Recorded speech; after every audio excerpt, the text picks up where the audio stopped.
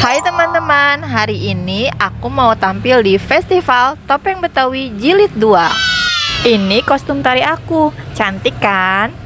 Yuk langsung aja kita berangkat ke lokasi festivalnya. Sebelum tampil, kita latihan dulu ya sebentar.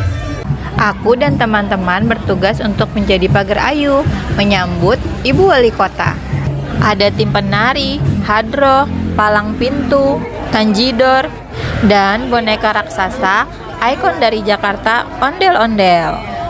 Ibu Wali Kota didampingi oleh Bapak Ocit dan Kak Linda selaku Ketua Sanggar Betawi Mak Mani Nirin Kumpul. Hari ini, mama-mama juga diajak untuk partisipasi menari dalam rangka festival. Ini persiapan kami di bawah panggung. Dan ini tarian dari kami. Mainnya, selamat menyaksikan. Sampai jumpa di festival selanjutnya.